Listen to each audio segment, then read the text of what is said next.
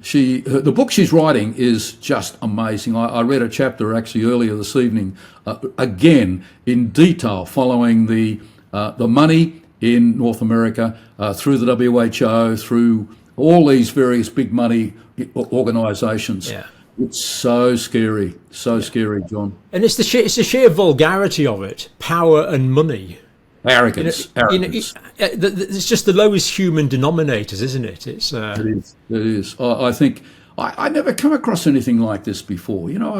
I've been so lucky working in a profession that had great pride, had an integrity, had a composure and a structure where, all right, we had a trickle down sort of educational process, which has been now replaced because we're broken up into specialties, and so we don't have that cohesion. Has it happened in nursing too? Well, I was the same. I had quite a privileged existence for most of my working life. I just happily trained up my students, and we did we trained a few. Yeah, I did too. Paramedics and things along the way, and it was great. And at the start of the pandemic, I still accepted the official narrative. I didn't really, when the chief medical officer and chief scientific officer stood up next to the prime minister, I thought, oh, let's listen to what they've got to say. What I don't know, the big question in my mind is now, of course, my position is the antithesis to that. I'm intrinsically suspicious of anyone, especially in political authority now.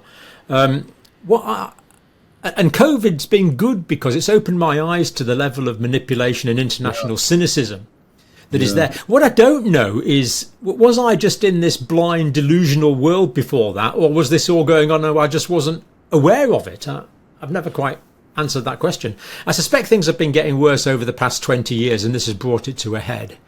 Yeah, I think you're right, John. I think that you and I, we live in the health silo. And I think that we all live in silos. I talk to friends of mine who know a lot more about climate change than I do. And the ones who are thoughtful, and there's some very thoughtful people, say the same thing is occurring in their world. And I talk to people, I've got a friend who's been very prominent here in the sexualization of children and education of children. And he just pulls his hair out. He's got more hair than I have, so he can do that.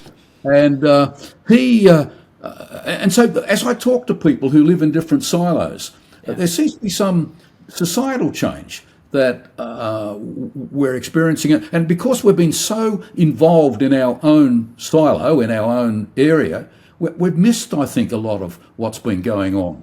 And it takes a pandemic in health to say, wait a second, what is going on here?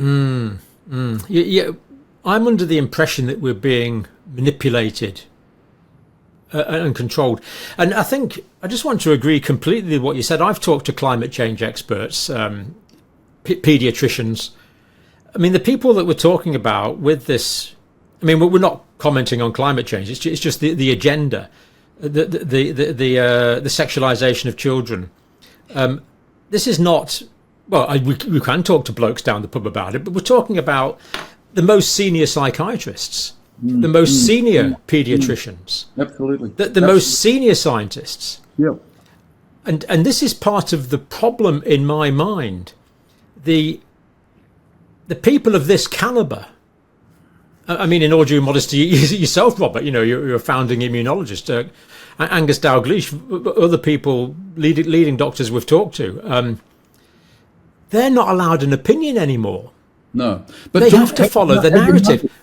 It's something just suddenly hit me, John. Have you noticed that all these silos, areas we're talking about, the people who are coming out and saying what's going on are my generation and nearly your generation, that we're older people who are at the verge of retiring or retired. We don't have anything to lose in terms of our career. We can't be manipulated in the same way that a young person can, trying to get onto the escalator of professions. I'm thinking about my friend in a very senior paediatrician with sexualization of children. He and I were the same year at medicine. I'm thinking about climate change. It was a fantastic article that even I nearly understood by two of the most senior climate scientists in the world, both retired. And they wrote this extremely well documented thing saying, of course there's climate change, but, let's be sensible about this. And, we've got a world where it's very hard to be sensitive about things. And so what we've tried to do with this book, dragging us back to our book, is try to put some sense as we see it through our eyes into this story by not just taking a story from me or yourself, but from a whole range of people that we've come in contact with who have got a view and opinion on aspects, from pharmacologists, economists, journalists. The statisticians